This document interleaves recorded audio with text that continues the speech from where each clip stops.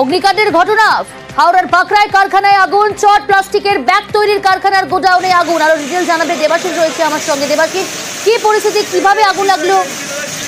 দেখো, আগুন লাগার কারণ কিন্তু খতিয়ে দেখা হচ্ছে দমকলের তরফ থেকেই। অবশ্যই এই আগুন, যে গোডাউনে আগুন লেগেছে সেখানে অগ্নি নির্বাপক ব্যবস্থা কিছু ছিল না বলে ইতিমধ্যেই দমকলের তরফ থেকে জানানো হয়েছে এই যে গোডাউনের মালিক বা গোডাউনের কর্তৃপক্ষের বিরুদ্ধে কিন্তু তারা এফআইআর করবে। মূলত সকাল 8টার সময় দাউ দাউ করে জ্বলতে থাকে বাঁকড়া ঝিলপাড় এলাকায় এই চট এবং প্লাস্টিকের যে বস্তা, এই বস্তা তৈরি কারখানা বা তাদের যে গোডাউনে এবং তার আশেপাশে আরো বেশ কয়েকটি কারখানা রয়েছে। সেই এলাকায় রয়েছে একটি বহুতল আবাসন, ফলে সেইখানে আগুন ছড়িয়ে পড়ার একটা আশঙ্কা থাকলেও ঘটনাস্থলে দমকলের 3টি ইঞ্জিন পৌঁছে আগুন, আপাতত যেটা দমকলের তরফ থেকে বলা হয়েছে যে আগুনকে অ্যারেস্ট করা সম্ভব হয়েছে, অর্থাৎ আগুন আর ছড়িয়ে পড়ার কোনো আশঙ্কা নেই। তবে আগুন নেভাতে আরো বেশ কিছুটা সময় লাগবে, প্রয়োজনের থেকে বেশি কিন্তু সেখানে জিনিসপত্র বা দাহ্য পদার্থ মজুদ ছিল। প্রিয়াঙ্কা, বেশ। স্টুডিও পাড়ায় ফের অচল অবস্থা, ফের সংঘাতে ফেডারেশন ও পরিচালকরা। আজ থেকে কাজ বন্ধ পরিচালকদের। গণছুটিতে যাওয়ার ঘোষণা পরিচালকদের না জানিয়ে সেট তৈরির কাজ বন্ধের অভিযোগ ফেডারেশনের ব্যাখ্যা না পেয়ে সিদ্ধান্ত। গত 3 সপ্তাহে আপনারা দেখেছেন 3টে প্রজেক্ট বন্ধ হয়ে গেছে। যে 3 জন পরিচালককে ব্ল্যাকলিস্ট করে কাজ বন্ধের নির্দেশ দেওয়া হয়েছে, লিখিতভাবে জানাতে হবে তারা প্রত্যেকে তাদের প্রজেক্ট নির্দ্বিধায় যেন শুরু করতে পারে। মৌখিক নির্দেশে কারুর কাজ বন্ধ করা যাবে না, যেটা হয়েছে বারবার। আমরা প্রত্যেকেই ইনসিকিউর ফিল করছি, তাই আমরা সবাই সংঘবদ্ধভাবে এই ডিসিশন নিয়েছি যে আমরা কাল থেকে নিজেদেরকে প্রত্যাহার করলাম। এই অচল অবস্থা কাটাতে বৈঠকে অরূপ বিশ্বাস, পরিচালক সৃজিত ও প্রযোজকদের সঙ্গে বৈঠক।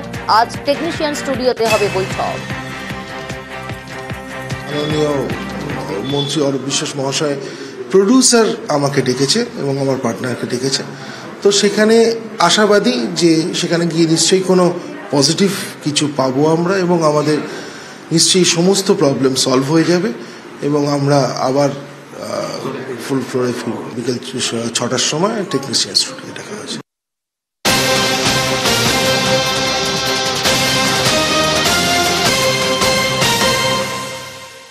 টলিপাড়ায় ফের জ্বর, কিন্তু আজকে সকাল থেকে কি পরিস্থিতি স্টুডিও পাড়ায় জানার চেষ্টা করব। সরাসরি রয়েছে বিশ্বজিৎ। বিশ্বজিৎ, আজ সকালের ছবিটা ঠিক কি? দেখো, আজ বিকেলবেলায় মন্ত্রী মশাইয়ের সঙ্গে আলোচনায় বসবেন পরিচালকরা, কিন্তু এখনো পর্যন্ত ফেডারেশন তাদের অবস্থান স্পষ্ট করেনি। গতকালই ছুটিতে যাওয়ার কথা ঘোষণা করেছেন, অর্থাৎ আগেরবার যেভাবে সরাসরি সংঘাত হয়েছিল, সরাসরি ধর্মঘটের পথে গিয়েছিলেন, এবার কিন্তু ধর্মঘট বা কর্মবিরতি কেউ বলছেন না। পরিচালকরা তারা ছুটিতে যাবেন, আজ আসবেন না, এমনটাই তারা জানিয়েছেন।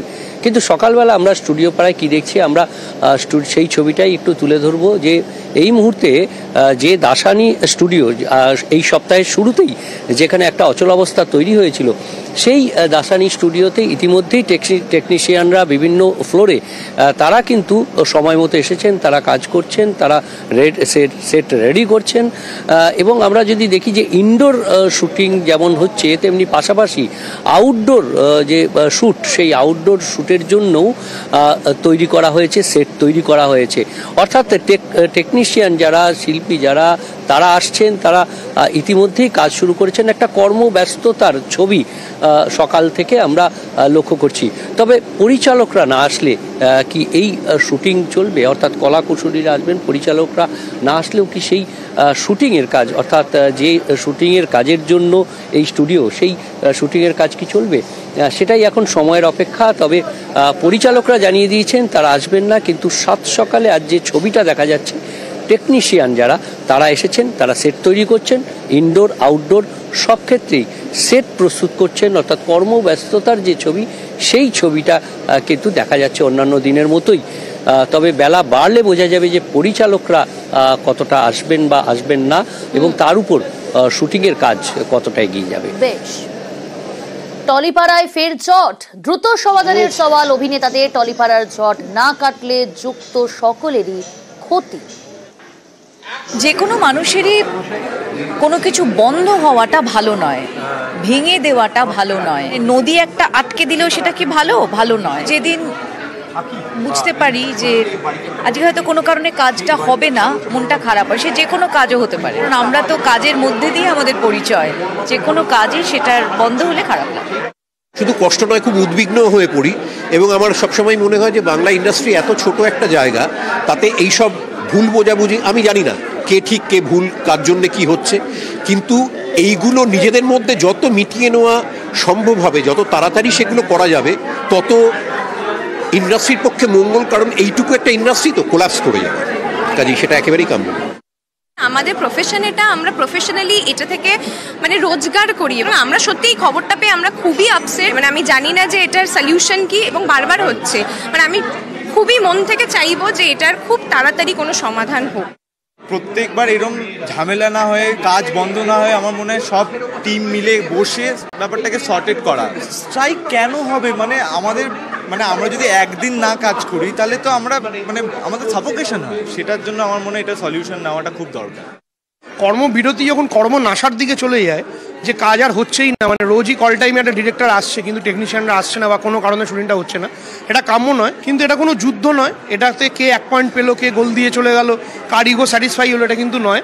ফেডারেশনের সাথে আমাদের ডিরেক্টর গিল্ডের খুব ভালো সম্পর্ক, সেই সম্পর্ক বজায় রেখেই কোথায় ভুল বোঝাবুঝি হচ্ছে, কোনো পেপার ওয়ার্ক বা কোনো টেকনিক্যাল সমস্যার জন্য হচ্ছে কি না, সেটা পয়েন্ট আউট করাটাই মেন আমাদের টার্গেট। আমরা কিন্তু বারবারই এটা খোঁজার চেষ্টা করছি যে অ্যাকচুয়াল সমস্যাটা কোথায়, সমস্যাটা যেন তাড়াতাড়ি মিটে যায়। কোথাও বন্ধ রাস্তার প্রতিবাদ করায় মহিলাদের হুমকি, তো কোথাও আবার বেআইনি রাস্তা ভাঙল প্রশাসন। আর এই নিয়েই উত্তর 24 পরগনার খড়দা ও স্বরূপনগরে জোর শোরগোল।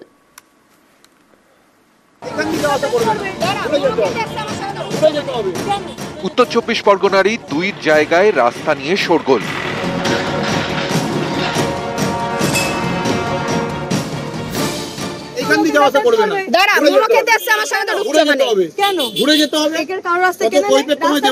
তুমি গিয়ে দেখাও, তোমাকে আটকানো হয়েছে, তুমি গিয়ে দেখাও, তুমি গিয়ে দেখাও। উত্তর 24 পরগনার খড়দার পাতুলিয়া পঞ্চায়েত, এখানেই একটি বন্ধ জুট মিলের জমির উপর দিয়ে গিয়েছে একটি রাস্তা। স্থানীয়দের দাবি, এই রাস্তা টিটাগড় ও ব্যারাকপুরের সঙ্গে খড়দার যোগাযোগের ক্ষেত্রে অত্যন্ত গুরুত্বপূর্ণ। এই রাস্তা দিয়ে গড়ে প্রতিদিন 1000 লোক যাতায়াত করেন। অভিযোগ, সম্প্রতি এই রাস্তা আটকে দেন পাতুলিয়া পঞ্চায়েতের তৃণমূল সদস্য আশিস চক্রবর্তী ও তার অনুগামীরা। এতে বেজায় অসুবিধায় পড়েন স্থানীয়রা। এ নিয়ে প্রতিবাদ করেন ওই এলাকারই 2 মহিলা। এরপরই নাকি প্রতিবাদীদের সঙ্গে বচসায় জড়ান পঞ্চায়েত সদস্য আশিস চক্রবর্তী ও তার অনুগামীরা। অভিযোগ, বচসার মধ্যেই প্রতিবাদী মহিলাদের হুমকি দেওয়া হয়। এখান দিয়ে যাওয়া করবে না, দাঁড়া মুলো খেতে আসছে আমার সাথে, ঘুরে যেতে হবে। কেন ঘুরে যেতে হবে? এর কারণ রাস্তা কেন কইপে তুমি দেব না, তুমি গিয়ে দেখাও, রাস্তা পাবলিক, তোমাকে আটকানো হয়েছে, তুমি গিয়ে দেখাও, তুমি গিয়ে দেখাও, রাস্তা পাবলিক।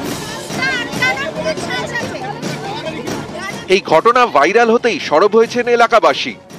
দীর্ঘদিনের যাতায়াতের পথ হঠাৎ করে দুদিকে 2টো গেট লাগিয়ে দেওয়া হলো। গেট লাগিয়ে দিয়ে সেই গেটগুলোকে তালা মেরে আমাদেরকে বলা হচ্ছে যে এই রাস্তা দিয়ে যাতায়াত করা যাবে না, ওটা নাকি আবাসন। সরকারি কোনো রুলস এমন নেই যে সরকারি কোনো রাস্তা আটকানো যাবে। আশিস চক্রবর্তী, উনি ওখানকার ওয়ার্ড মেম্বার।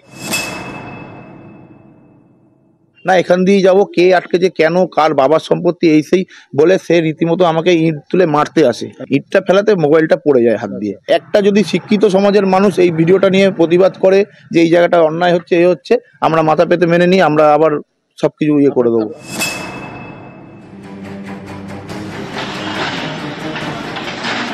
উত্তর 24 পরগনার স্বরূপনগরের বাংলানি গ্রাম পঞ্চায়েত, এখানেই বেআইনিভাবে তৈরি করা রাস্তা ভেঙে দিল প্রশাসন। অভিযোগ, এখানে নূর মোহাম্মদ গাজী নামে এক ব্যক্তির জমি দখল করে নিয়েছিলেন স্থানীয় এফরান গাজী। শুধু দখলই নয়, দখল করা জমিতে জোর করে কংক্রিটের রাস্তাও তৈরি করেন এফরান। এ নিয়ে মামলা হয় বসিরহাট আদালতে।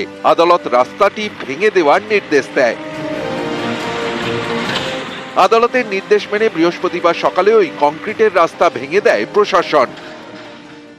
170 ফুটের মধ্যে ওরা আছে 70 ফুট, আর 170 ফুট টোটাল জায়গা 7 ফুট ভাবে ও রাস্তাটা বানিয়েছিল কিছু অসামাজিক লোকজন নিয়ে। আমরা বসিরহাট সিভিল কোর্টে কেস করেছিলাম, সেখান থেকে কোর্ট আমার সিসি ফুটেজ আছে সবকিছু দিয়ে করেছিলাম, কোর্ট রায় দিয়েছে এটা ভেঙে দেওয়ার জন্য।